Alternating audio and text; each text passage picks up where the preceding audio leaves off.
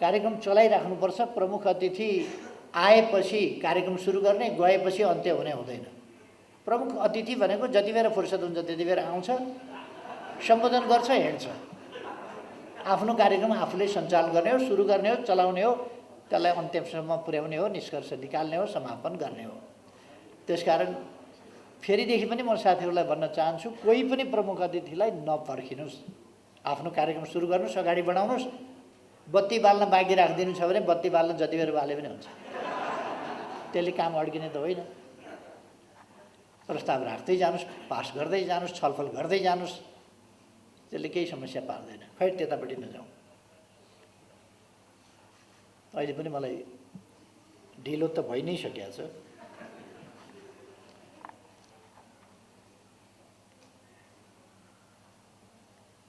हामीले यस्तो फोरमबाट नीतिहरू निर्माण गर्न सकिएन भने कार्यशाला जस्ता आयोजना गर्नुहोस् र त्यसमा एउटा कार्यदल बनाएर, विज्ञहरूको कार्यदल बनाएर त्यसले उद्योग उद्यम यसको क्षेत्रमा आधुनिकीकरणको सन्दर्भमा के गर्नुपर्छ, देशले तत्सम्बन्धमा कस्ता नीति लिनुपर्छ र खास गरी यहाँनिर हामीले अलिकति केही मात्रामा बाह्य लगानी, विभिन्न उद्यम व्यवसायको क्षेत्रमा बाह्य लगानीको कुरा पनि गर्नु पर्ला। कस्तो लगानी कस्ता क्षेत्रमा कसरी ल्याउने भन्ने। तर हाम्रो मुख्य जोड मलाई लाग्छ यस संस्थाको देशभित्रैको पुँजी परिचालन र आत्मनिर्भर अर्थतन्त्रको निर्माणका लागि उद्योग या उद्योग व्यवसायतर्फ देशलाई अगाडि बढाउने कुरा र आधुनिकीकरणतर्फ देशलाई लाने कुरा। आधुनिकीकरण भनेको वास्तवमा उत्पादनमा नवीनता, नयाँ नयाँ उत्पादन, नयाँ नयाँ प्रविधि, नयाँ प्रकारका सुविधा र नयाँ प्रकारको उपभोग, यिनै चिज हुन् आधुनिकता भनेको। हामीले उत्पादनका क्षेत्रलाई आधुनिक बनाउनु पर्यो। आधुनिक उत्पादन, आधुनिकता जोड्नु पर्यो। परम्परागत उत्पादनमा पनि आधुनिकता जोड्नु पर्यो र आधुनिक उत्पादन गर्नु पर्यो। त्यसको हामीले उपभोग पनि त्यसै गरी आधुनिक उपभोग गर्नु पर्यो। त्यसमा विकासका अन्य पक्षहरू, विकास भनेको पनि आधुनिकीकरण हो। यदि हामीले इन्फ्रास्ट्रक्चरको आधुनिकीकरणका दुईटा पक्ष छन्। पहिलो त इन्फ्रास्ट्रक्चर डेभलपमेन्ट हुनु पर्यो, फिजिकल इन्फ्रास्ट्रक्चर र सोशल इन्फ्रास्ट्रक्चर, भौतिक पूर्वाधार र सामाजिक पूर्वाधार। विकासका भौतिक आधारहरू, भौतिक सामर्थ्यको निर्माण, भौतिक सुविधाहरूको निर्माण, भौतिक पक्षको विकास र त्यसै गरेर मानवीय चेतनागत यस पक्षको सामाजिक पूर्वाधारको निर्माण। मान्छे मेन्टल्ली तयारै छैन भने त्यसमा त्यो सामाजिक पूर्वाधार तयार भएको छैन भने भौतिक पूर्वाधार पनि हुँदैन। एउटा सानो दृष्टान्त भनौँ, म अलिक सानसानै थिएँ। बिफरको तराईमा असाध्य प्रकोप थियो त्यसबेला। अनि मैले बिफरको खोप दिनेहरू, त्यो विद्यालयमा बिफरको खोप दिनेहरू पठाएको हुन्थ्यो। त्यसलाई आफ्नो गाउँमा पनि लाने कोसिस गरेँ र लग्यो। जुन ठाउँमा, जुन समुदायमा बढ्ता बिफोरको प्रकोप हुन्थ्यो, त्यो ठाउँमा खोप लिएर जाँदा गाउँ नै खोप लिएर आउँदैछ फलानाले भनेको सुनेपछि गाउँ नै छोडेर भागे। आउने मान्छे सरकारी मान्छेले भेटेपछि खोप लिन्न भन्न नाइ भन्न पनि गाह्रो। त्यसकारण तिनीहरू आइपुग्नभन्दा अगाडि नै गाउँ छोडेर भाग्ने। किनभने यो खोप लगायो भने शीतला माई अथवा माई रिसाउँछिन् र बिफर झन् फैलिएर मान्छे समाप्त हुन्छन्, स्वाहा हुन्छन्, यो खत्तम हुन्छ। त्यसकारण पहिले नै भाग्नुपर्छ भनेर गाउँै भागेछ। पछि मैले उनीहरूलाई फेरि साइकल लिएर गएर खोजेर अर्को गाउँमा पुगेका मान्छेहरूलाई खोप नलाउने शर्तमा कबुल गरेर अनि फिर्ता ल्याए गाउँमा र उनीहरू गाउँमा फर्किए खोप नलाउने शर्तमा। अर्को वर्ष मात्रै उनीहरूलाई कन्भिन्स गरेर धेरै सम्झाएर हेर खोप लगाउनेहरू बचे, खोप नलगाउनेहरूको कस्तो अवस्था हो। त्यसकारण खोप लगाएर देवी रिसाउने होइन, खोप नलगायो भने देवी रिसाउँछ। त्यसकारण खोप लगाउनुपर्छ भनेर सम्झाइयो भने बल्ल उनीहरू खोप लगाउन मानेका थिए। मानवीय पूर्वाधार भनेको त्यो मेन्टल्ली उनीहरू तयार छन् कि छैनन् मुख्य रूपमा।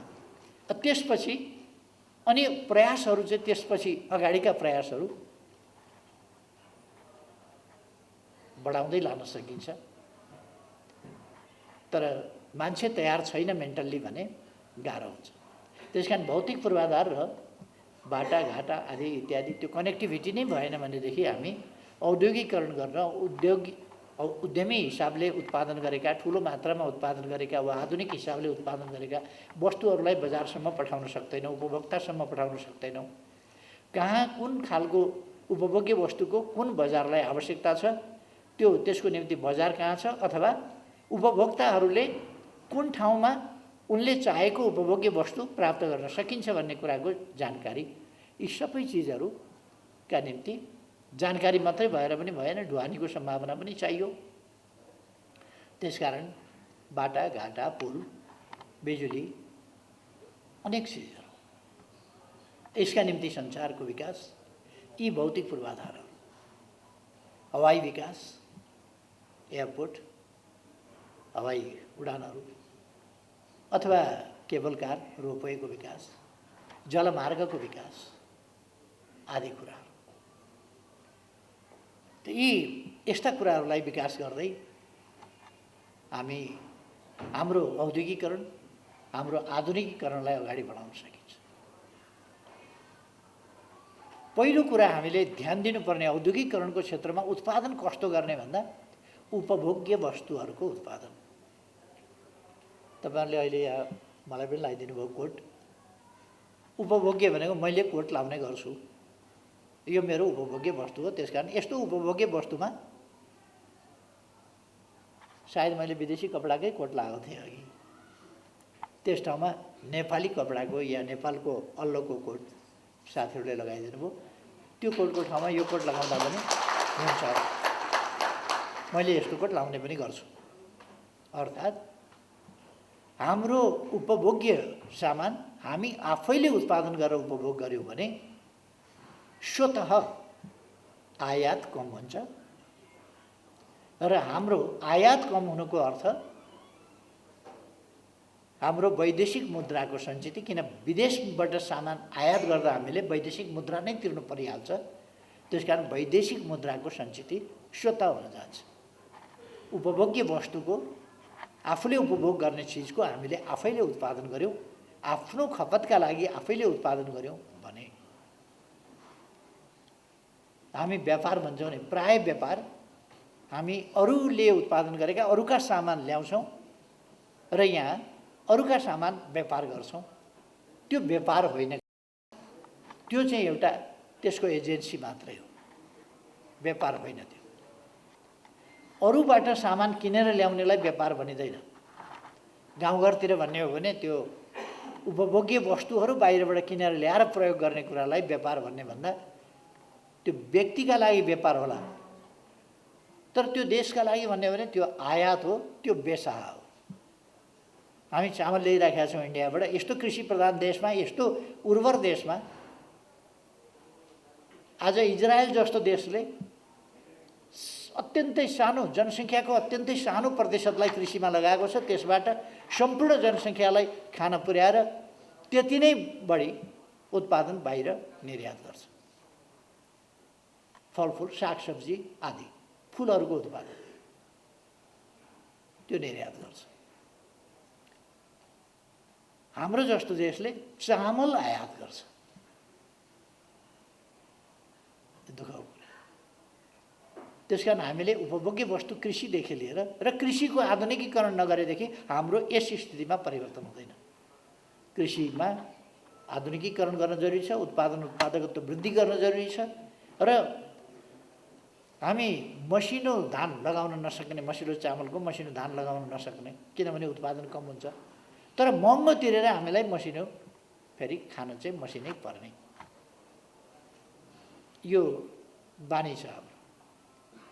अर्को केही हामी गलत खालका कुराहरूमा पनि छौँ। मेरो समयमा मैले कतिपय उद्यमी साथीहरूलाई मर्का परेको पनि होला। मैले रेडबुल आदि यी नकली पेय पदार्थ यस्तोमा ब्यान्ड लगाइदिए, रोकिदिनुपर्छ। रेडबुल किन खानु पर्यो? रियल जुस, रियल लिची, रियल म्याङ्गो, रियल के जाति, यो सबै रियलै होइन नि। यो त आर्टिफिसियली फ्लेभर हो। त्यो बास्ना मात्रै, त्यसमा केमिकल फ्लेभर लगाइदिया हुन्छ त्यसमा। र त्यो बासी पानी, बासी पानी पनि आजको बासी हो र।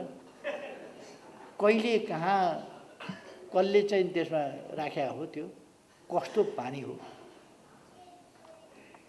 त्यो बेकारको अभ्यास गरेर नचाहिने कुरामा, नचाहिने कुराका आदतमा हामी विदेशमा पैसा पठाउँदैछौँ। अहिले फेरि अर्को खालको खेल सुरु भयो। म धेरै भन्न चाहन्न, अर्को खालको। अनि फटाफट फेरि लाइसेन्स दियो, फेरि इजाजत दियो र फेरि नकली पानीहरू ल्याउने र नेपाली जनतालाई अब यो गर्मीको सिजनमा त यस्ता पानी खुब बिक्छन्, चिसोमा राखिदियो बेच्दियो। त्यसो भएर यस्ता कुराहरूतिर, गलत बानीतिरबाट हामी चाहिँ अलिक मुक्त हुनुपर्छ र आफ्ना उपभोगका निम्ति आफ्नो उत्पादन बढाउनुपर्छ।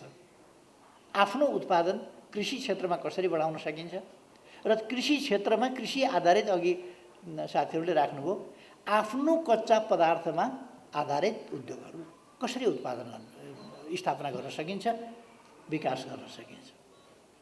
आफ्नो कच्चा पदार्थमा आधारित। अर्को, आफूले उपभोग गर्नुपर्ने कुराको उत्पादन। एउटा ठुलो स्केलमा भइसकेपछि त्यसलाई हामीले बजार खोज्नु पर्यो र निर्यात बढाउनु पर्यो, निर्यात त्यसलाई गर्नु पर्यो। निर्यात गर्नलाई सानो मात्राको उत्पादन ल्याउँदैन, ठुलो मात्राको नियमित उत्पादन गर्नुपर्ने हुन्छ। ती चिजहरू गर्नु पर्यो। त्यसो गरेपछि हामीले आयात घटाउने र निर्यात वृद्धि गर्न सक्दछौँ। राम्रा चिजहरू, असाध्यै हेल्दी चिजहरू हामी उत्पादन गर्छौँ, असाध्यै हेल्दी। हाम्रा उत्पादनहरू जडीबुटीजन्य उत्पादन, डेयरी प्रडक्ट्स, अरू मासुका परिकारहरू, उत्पादनहरू भए यस्ता कुराहरूको पनि धेरै सम्भावना छ। त्यसबाहेक हामी अहिले विभिन्न देशहरूबाट काठ ल्याउँछौँ। काठमा अब हामी कहाँ प्राय मौलिक काठको फर्निचर पाइन छोड्यो, लिटोको फर्निचर पाइन्छ, काठको धुलोको। र त्यो काठ चाहिँ कुनै टिम्बर, सखुवा, सिसौ जस्तो काठ होइन, त्यस्तो बलियो काठ होइन। धुलो पारेर त्यसलाई लिटो पारेर अनि यो यत्रो कोठामा यत्रो कोठाभरिको टेबल बनाउन सकिन्छ, एउटै टेबल। त्यो किनभने त्यहीँ ल्याएर सर एउटा फर्मा बनाएर पेस्ट राखिदिने हो। यसले काठको हामी बिल्कुल नक्कली टेस्टमा जान थालिरहेका छौँ। हाम्रो देशले आफ्नै काठ उत्पादनबाट राम्रा बलिया स्वस्थ, यहाँनिर स्वस्थको असाधारण महत्त्व छ है। हामीले हाम्रै काठको फर्निचर प्रयोग गरौँ भने धेरै स्वस्थ हुन्छ। यो अलिक दीर्घकालीन हिसाबले हेर्ने हो भने असाध्यै महत्त्वको कुरा छ। काठको फर्निचर स्वस्थ हुन्छ र केमिकल प्रयोग गरिएको फर्निचर त्यो चाहिँ त्यस्तो स्वस्थ हुँदैन। त्यसकारण जुन आकर्षक फर्निचरहरू आज हामी प्रयोग गरिरहेका छौँ ती फर्निचरहरू त्यस्तो हेल्दी छैन, स्वस्थ छैन। त्यसकारण हामीले काठका फर्निचर आफ्नै ठाउँमा, त्यसो गर्दा हामीले वन व्यवस्थापनलाई आधुनिकीकरण गर्नुपर्छ।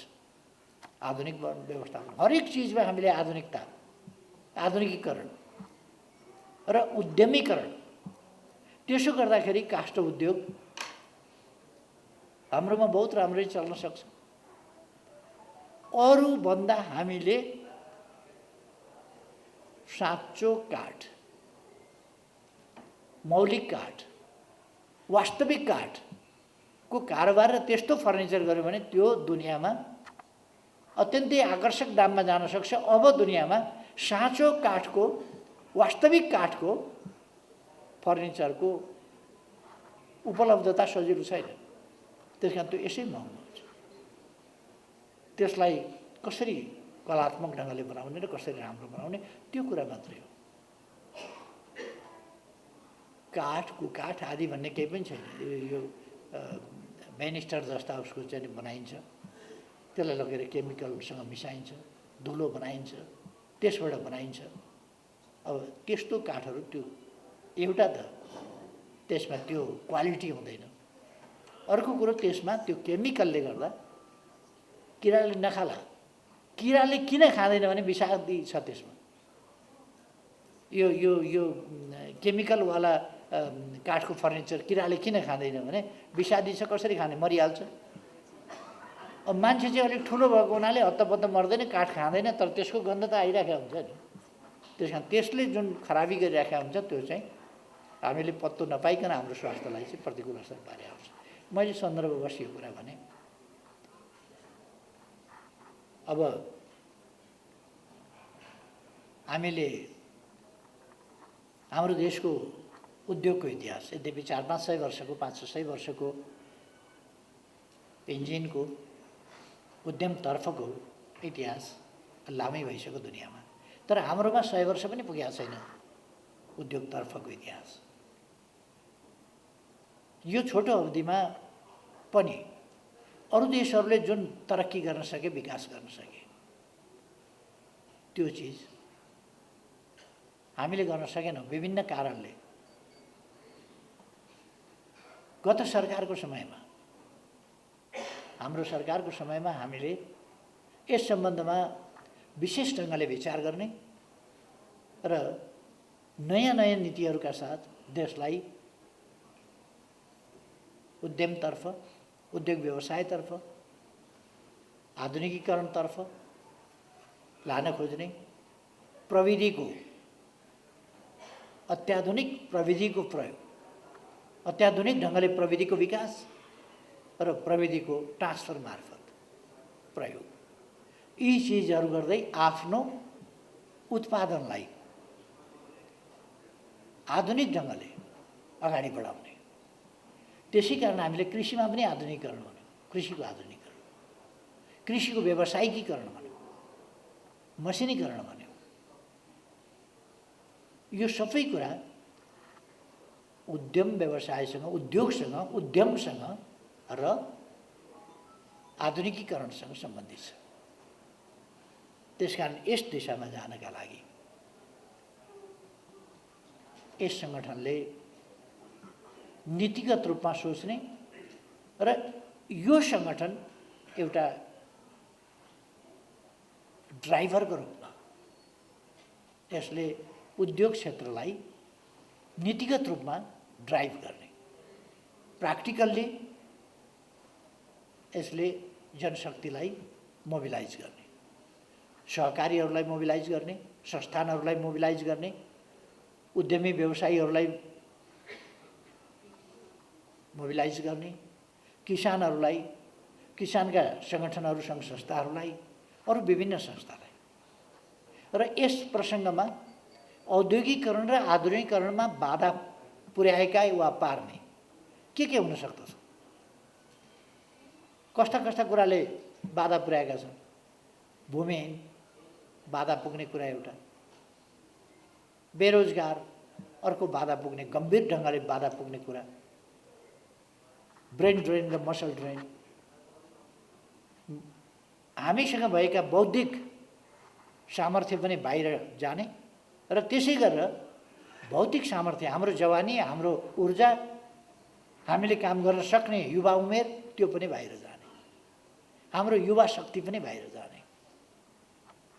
यस्ता कुराहरूले कति गम्भीर ढङ्गले प्रतिकूल असर पारेका छन् र तिनलाई रोक्नका लागि के गर्नुपर्छ र आधुनिकीकरण र औद्योगिकरणतर्फ देशलाई लानका लागि यस्ता कुन कुन पक्षहरूमा ध्यान दिन जरुरी छ? रोजगारीका अवसरहरू कसरी सृजना गर्ने? जनशक्ति, युवा जनशक्ति बाहिर गयो भने हामी युवा जनशक्तिलाई अब काम सिक्नका लागि भनेर खाडीका मुलुकहरू जानु पर्दैन, मलेसिया जानु पर्दैन। काम सिक्ने तालिम यहीँ दिन सकिन्छ अथवा काम सिक्नका लागि नै पठाउन सकिन्छ युवाहरूलाई। काम सिकेर आएर यहीँ काम गर्न सकिन्छ। मुख्य रूपमा कृषिको आधुनिकीकरण, कृषिजन्य क्षेत्रको आधुनिकीकरण, यसमा पशुपालन हुनसक्छ, मौरी पालन हुनसक्छ, अरू धेरै कुरा हुनसक्छ, अथवा उनजन्य कारोबार हुनसक्दछ, सिल्कजन्य कारोबार हुनसक्दछ, अरू थुप्रै कारोबार हुनसक्छन्। यसमा पनि आधुनिकीकरणका कुरा हुनसक्दछ। अब हामी वास्तवमा मोटरसाइकल उद्योग नै खोल्यो भने पनि यति धेरै मोटरसाइकलको कारोबार हामी गरिरहेका छौँ, चल्दै रहेछ नि त, चल्थ्यो नि, तर हामीले खोलेनौँ। त्यसले गर्दाखेरि अरूका टिनका पात्रालाई, अरूका यत्रो फलामलाई हामीले लाखौँ तिरेर लिनु परेको छ। अहिले त्यहाँ 5 केजी फलाम होला, 1000 रुपियाँको फलाम होला, त्यहाँ टिनका पात्रा अलिकति होला, 1000 रुपियाँका टिनका पात्रा होला। प्रविधि बाहेक के छ त एउटा मोटरसाइकलमा भन्दा 2000 को भन्दा बढी के सामान छ त त्यसमा? केही पनि छैन। गाडीमै के हुन्छ भन्नु न? इन्जिन कति कति कति किलोको हुन्छ? फलामै त हो। अनि यहाँ त कस्तो छ भनेदेखि 100 रुपियाँ किलोको, 150 रुपियाँ किलोको कति छ फलामको दाम। त्यतिको फलामलाई आधुनिक हतियार बनाउँछ र 20 लाखमा बेच्छ। 200 मा किन्छ फलाम अनि त्यसलाई आधुनिक हतियार बनाउँछ र 20 लाखमा बेच्छ। अथवा 200 को सामान 20 लाखमा। कति गुणा भयो? प्रविधिले कति त्यसमा भ्यालुएट कति गर्यो? त्यसर्थ त्यो वास्तविक मूल्य हुँदै होइन, असाधारण नाफा छ त्यसमा। त्यसै कारण त मल्टीहरू चाहिँ कम्पनीहरू, मल्टिनेसनल कम्पनीहरू कसरी फस्टाएका छन्, ठुला ठुला कम्पनीहरूको एकाधिकार कसरी छ भन्ने कुरा त्यसैले आउँछ। एउटा घडीमा के सामान हुन्छ, कति सामान हुन्छ त्यहाँ? सुनकै भयो भने 1 किलोको घडी मैले देखाएको छैन, तर घडी त 1 किलोको दामको मात्रै हुँदैन नि। 1-2 तोला सुन हुन्छ त्यसमा। 5 तोला सुनको रहेछ भने ल 5 लाखको सुन भयो। त्यसको दाम कति पर्छ भन्दा 1.5 करोड, 2 करोड, 1 करोड, 50 लाख। 50 लाख पर्ने घडीको दाम वास्तवमा त्यसमा परल मूल्य के छ त भन्दा निर्माणको टेक्नोलोजी, त्यो टेक्नोलोजीको मात्रै भ्यालु। अब ब्रान्डको पनि भ्यालु राखेका छन्। टेक्नोलोजी, मोडल, ब्रान्ड, त्यो ब्रान्ड, यी चिजहरूको भ्यालु त्यसकारण हामीले बुझ्नुपर्छ यो रेडिमेड चिजहरू हामीले कयौँ गुणा धेरै मूल्य तिरेर किनेका हुन्छौँ। मोबाइलले समय दिए पनि हामी छुट्टै घडी त किनेर बाँच्छौँ। आकर्षक घडी फ्याक्ट्री यहीँ खोले पनि हुने हो। अब सजिलो के भने यहाँ खोलिरहनु भन्दा तयारी सामानहरू ल्यायो, अलिकति थोरै मार्जिन राख्यो, बेच्दियो, सजिलो भयो। हामी सजिलो बाटो हिँडिराखेका छौँ, रिस्क नभएको बाटो हिँडिराखेका छौँ। अलिकति रिस्क त मल्लै पर्ने हुन्छ कुनै चिज गर्दाखेरि। त्यसकारण हामीले अलिकति उद्यमी मनोवृत्ति त्यस खालको चिजहरू गर्न आवश्यक छ।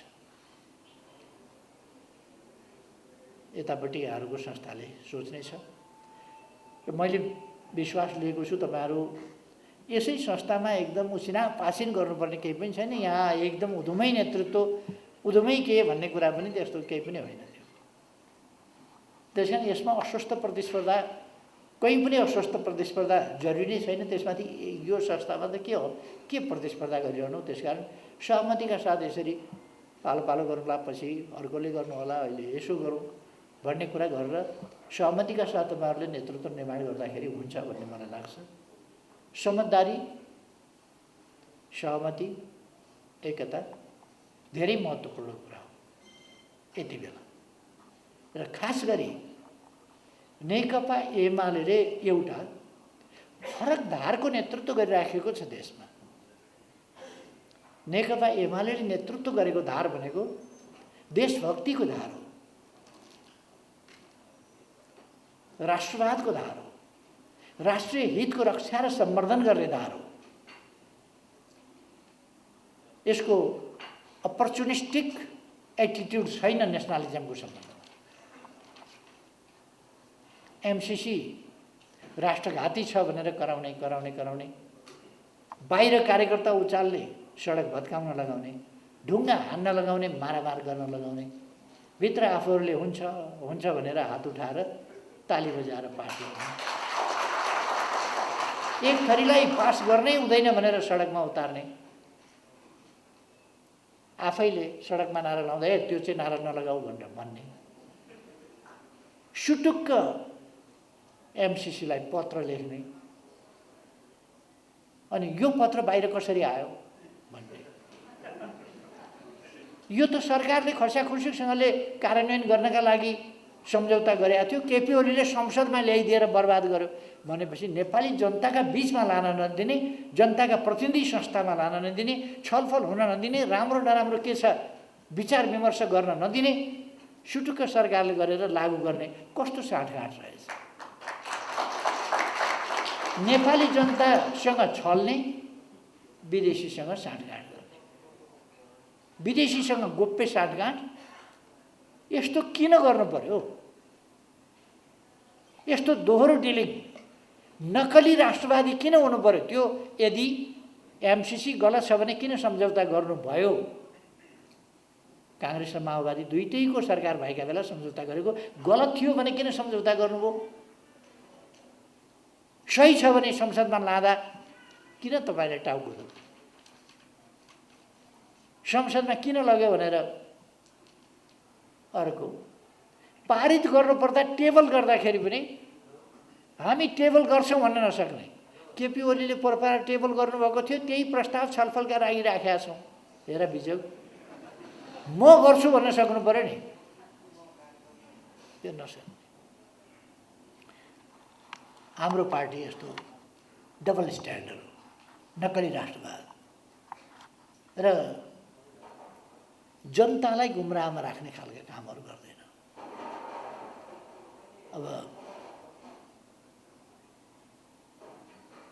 हाम्रो पार्टी एउटा फरक धारको लिड गरिरहेको छ भने मैले राष्ट्रवादको सम्बन्धमा, राष्ट्रियताको सम्बन्धमा, राष्ट्रिय हितहरूको रक्षा र सम्वर्धनको सन्दर्भमा हाम्रो पार्टी एउटा फरक राष्ट्रिय धारको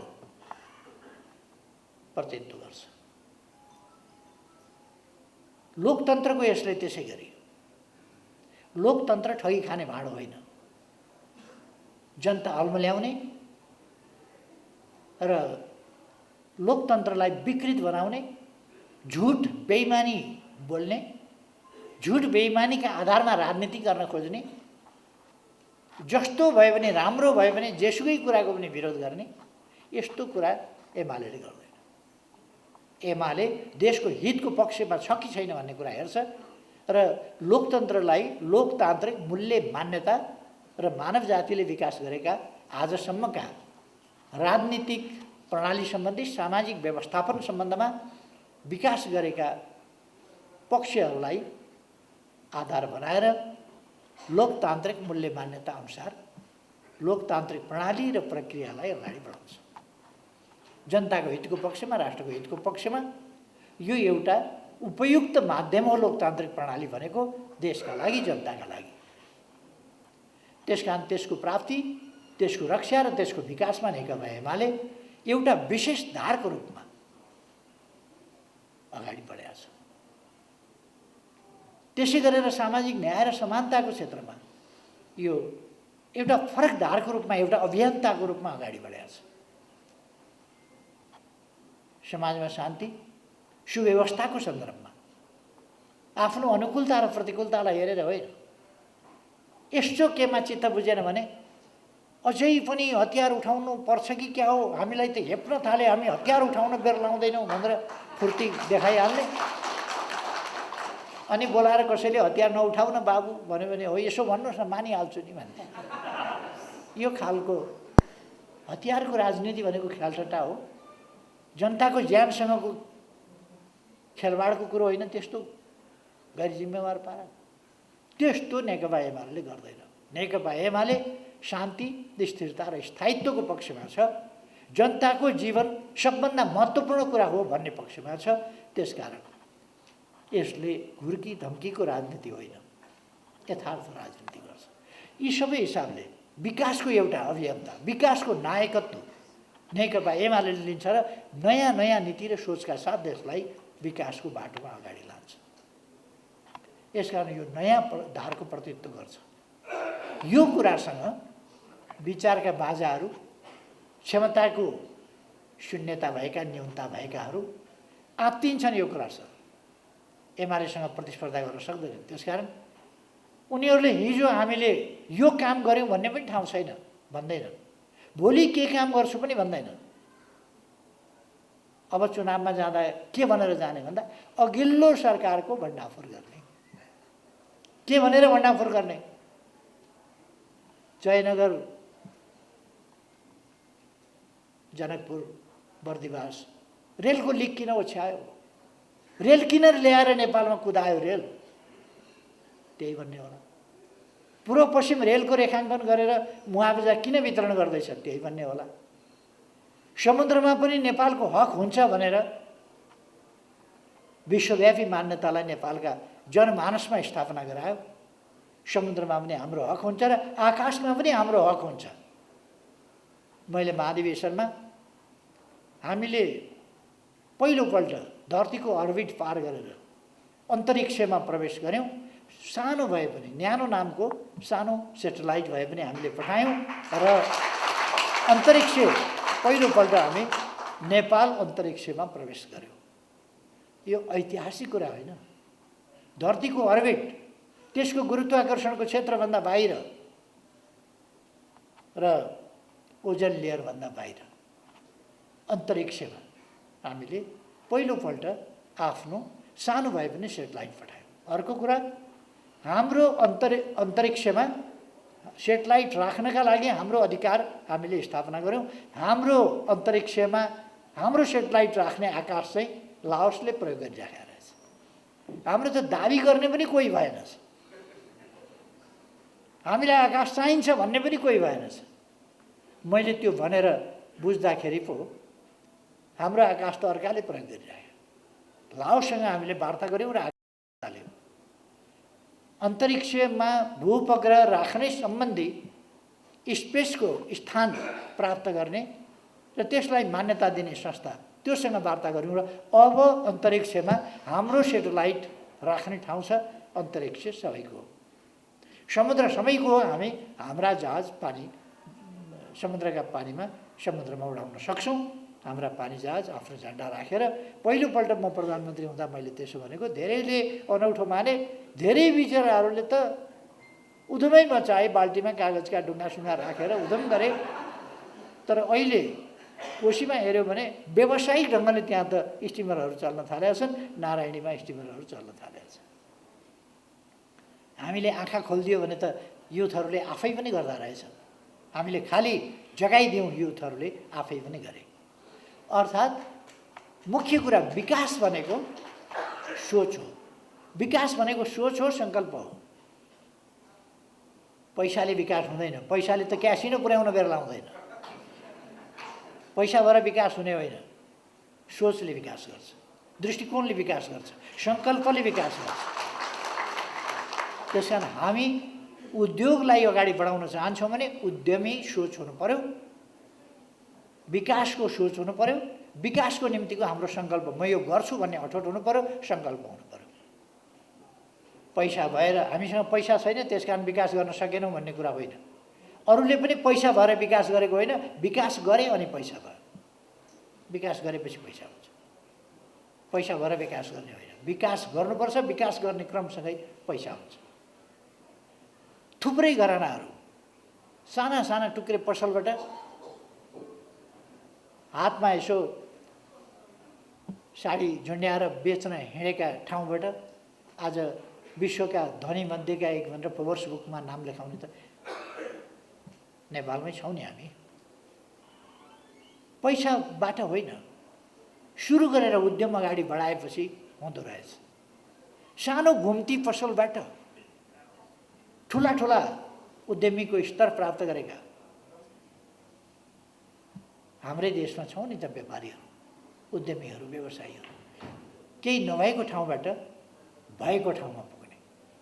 त्यसकारण पैसा ठुलो कुरो होइन। तर आज हामी सुरुवातको समयमा होइन, यद्यपि स्टार्टअप धेरै महत्त्वपूर्ण कुरा हो र त्यसका लागि मेरो समयमा स्टार्टअपलाई प्रोत्साहित गर्ने, त्यसमा लगानी गर्ने, त्यसमा प्रोत्साहित गर्ने युवाहरूलाई स्टार्टअपका लागि सहयोग पुर्याउने आदि नीति हामीले ल्याएका छौँ। ती कुरा भोलि पनि हामी कन्टिन्यू गर्छौँ।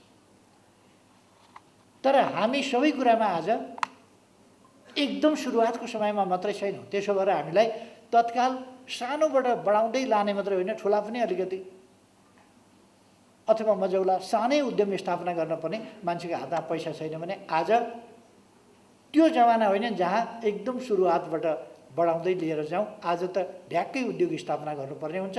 त्यसै कारण हामीले औद्योगिक क्षेत्रहरू 8वटा थप विशाल औद्योगिक क्षेत्रहरू निर्माण गरेका छौँ। 800-900 बिघादेखि लिएर 2100 बिघासम्मका ठुला ठुला औद्योगिक क्षेत्रहरू स्थापना गरेका छौँ। यिनीहरूको सदुपयोग गर्नका लागि उद्यम गर्न चाहनेहरूलाई ब्याङ्कले ऋण दिन सक्नु पर्यो, उद्योगमा लगानी गर्न सक्नु पर्यो। तर आज लिक्विडिटी सम्बन्धी गम्भीर समस्या, लगानीका निम्ति ब्याङ्कहरूसँग ऋण दिने पैसा छैन, लगानी गर्ने पैसा छैन। यस खालको चाहिँ परिस्थिति मलाई अलिअलि छक्कै पनि लाग्छ। हामी सरकारमा जान्छौँ, तुइन विस्थापित गरेर झोलुङ्गे पुल बनाउन, पक्की पुल बनाउन पनि पैसा पुग्छ, हुलाकी राजमार्ग बनाउन पनि पैसा पुग्छ, पूर्व पश्चिम राजमार्ग चौडा गर्न पनि पैसा पुग्छ, नयाँ मदन भण्डारी राजमार्ग सुरु गरेर निर्माण गर्न पनि पैसा पुग्छ। पुलहरू कति हो कति, हजारौँ पुल बनाएका छन् यस बिचमा, पैसा पुग्छ। सडक पुलहरू बनेका छन्, पैसा पुग्छ। कालोपत्री यत्रो भएको छ, पैसा पुग्छ। टनेल युगमा नेपाललाई प्रवेश गराइएको छ, पैसा पुग्छ। यत्रो धेरै पुनर्निर्माणका कामहरू भए, स्कुल कलेज। एकै दिन हामीले 396वटा हस्पिटलको शिलान्यास गऱ्यौँ, पैसा पुग्छ। 210वटा बाटो, रणनीतिक बाटो र पालिका सदरमुकामहरू जोड्ने बाटो एकै दिन पक्की बाटोका लागि हामीले शिलान्यास गऱ्यौँ, पैसा पुग्छ। हवाई मैदानहरू निर्माण गऱ्यौँ, पैसा पुग्छ। हामी सरकार छोड्यौँ, पैसा के भएको, 60-60 जादुगरले जस्तो छैन पैसा। ब्याङ्कमा पैसा छैन, उद्योगी व्यवसायीहरूसँग पैसा छैन, उद्योगहरूसँग पैसा छैन, आयात निर्यातकर्ताहरूसँग पैसा छैन, सामग्री अब आयात गर्न नसकिने, उधुम आयात भयो, अब आयात गर्न नसकिने अवस्थामा किन छ भने पैसा छैन, पैसा छैन। यो खालको स्थिति कसरी बन्छ त्यो अचम्म लाग्छ। सबै आयोजनाहरू कटौती भएका छन्। हामी आयोजनाहरू थप्दै जान्छौँ, निर्माण गर्दै जान्छौँ, भइराखेको छ, भइराखेको थियो। भुक्तानी अहिले ठेकेदारले काम सके, भुक्तानी दिने पैसा छैन। के भयो? पुँजी पलायन भित्रभित्र भइराखेको छ, सरकार गम्भीर छैन। के कारणले? लिक्विडिटीको समस्या। के कारणले? यतापट्टि सरकारको ध्यान छैन। यस्ता पक्षहरूमा हाम्रो यस विशेष जिल्लाले ध्यान दिनुपर्छ भन्ने मलाई लाग्छ। अब हामी अघि मैले भने नेकपा एमाले अनेक क्षेत्रमा एउटा फरक ढङ्गले अगाडि बढ्ने, फरक ढङ्गले राष्ट्र निर्माणको अभियानलाई अगाडि बढाउने त्यो पार्टी हो। त्यसकारण योसँग डराएर अरूहरू एकजुट हुने र यसका विरुद्ध लाग्ने काम गरिरहेछ। मलाई सन्तोष लागेको छ। एक्लै एमालेसँग आउँछु भन्ने आँट, भिड्छु भन्ने आँट कसैले गरेका छैन चुनावमा। अरू त त्यस्तै हो। नेपाली कङ्ग्रेस सभापतिहरूको सम्मेलन बोलाउनु भयो उहाँहरूले, त्यसमा सभापतिहरूले भने यसो गर्नु हुँदैन। शेरबहादुर देउवाजीले, काङ्ग्रेसका प्रमुख सभापति, राष्ट्रिय सभापतिले भन्नुभयो झान्डन तान्नु नचाहिने कुरा गर्ने हो, एमालेसँग एक्लै लड भने के हुन्छ थाहा छैन, सिद्ध्याउँछ, त्यस कारण तालमेल गर्नुपर्छ भन्नु उहाँले भन्नुभयो। नेपाली कङ्ग्रेसको केन्द्रमा टुप्पामा बसेर टुप्पाबाट हेर्दा शेरबहादुरजीले के देख्नुभयो भने एमाले यति बलियो छ, एमालेका पाखुरा देख्नुभयो। उहाँले छक्क पर्नुभयो। परबाट तलबाट हेरेर हुन्छ, मैले टुप्पाबाट हेर्दाखेरि देखाएको छु एमाले देशभरि मसलदार छ। चुनावमा नचिताए हुन्छ कसैले। अनि 5 वटा भन्नुहुन्छ, 5 वटा होइन, जति दर्ता भएका पार्टीहरू छन् सबै एकमुष्टै आउँछन् भने पनि केही फरक पर्दैन। नेकपा एमाले एक्लै चुनाव लड्न सक्छ, जित्न सक्छ। त्यसको तयारी हाम्रा सबै कम्युनिटीहरूले गर्नुपर्छ आफ्ना ठाउँबाट।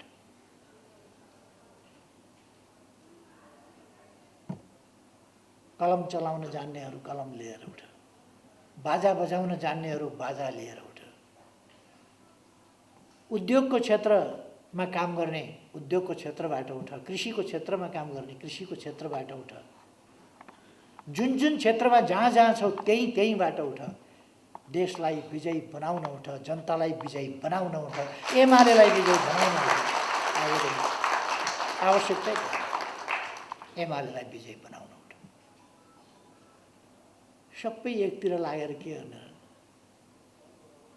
नेपाली जनताको 50% भन्दा माथि हामीसँग छ, हामीसँग हुनुपर्छ र हामीले त्यस हिसाबले जनतामा जानुपर्छ। साथीहरू, आफ्नो ठाउँबाट लागौँ, देश बनाऊ, देशलाई उद्योगमय बनाऊ, आधुनिक बनाऊ। अब देश बनाउँदा अबको सहरीकरण अमेरिकाको म्यानहट्टन सिटी जस्तो होइन, जहाँ गगनचुम्बी बाहेक केही पनि छैन। कसैले गगनचुम्बीको कुनै ठाउँमा फुलको गमला राखेछ र फुल देखियो भने अचम्म मान्नुपर्छ। 100 तला जस्ताका 50 तला 60 तलाका घरै घर लौरा जस्ता उभिएका छन् घरहरू। अलिकति साँगुरो बाटो छ, बाँकी केही छैन। अब सौन्दर्य सहितको सहर, हरियाली सहितको सहर, फुलमय सहर, बगैँचामय सहर, गार्डनमय सहर, साह्रै खाँदिएका सहर होइन, अब बन्ने नयाँ सहरहरू त्यस ढङ्गले। र काठमाडौँ जस्ता सघन सहरहरूलाई पनि हामीले फुलमय बनाउनका लागि के गर्न सकिन्छ, बारदली कौशी के प्रयोग गर्न सकिन्छ, कौशी खेती, कौशी फुल, कौशी सब्जी के गर्न सकिन्छ त्यो पनि गर्नुपर्छ। गमलाको प्रचलन पनि खुब चलाउनुपर्छ।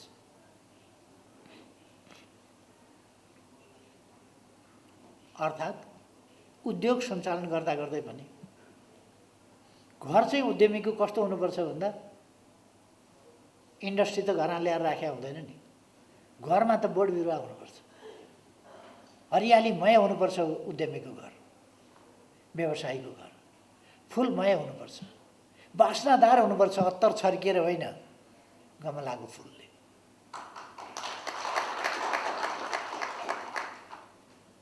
केमिकल छर्किएर बास्नादार बनाइरहनु पर्दैन। यदि गमलाहरूमा फुल छन् भने मगमग बास्ना आइरहेको हुन्छ। पारिजात आँगनमा लगाउनु भयो भने मगमग बास्ना आइहाल्छ। नयाँ ढङ्गले हामीले देशलाई आधुनिक नेपाल बनाउनु छ, विकसित नेपाल बनाउनु छ, उद्यमी नेपाल बनाउनु छ। यस दिशामा तपाईँहरूका प्रयासहरू सफल रहन्। म सबै साथीहरूलाई हार्दिक धन्यवाद भन्न चाहन्छु, तपाईँहरूलाई शुभकामना भन्न चाहन्छु सफलताको निम्ति, र मलाई यहाँ बोलाउनु भयो धेरै धेरै धन्यवाद भन्न चाहन्छु।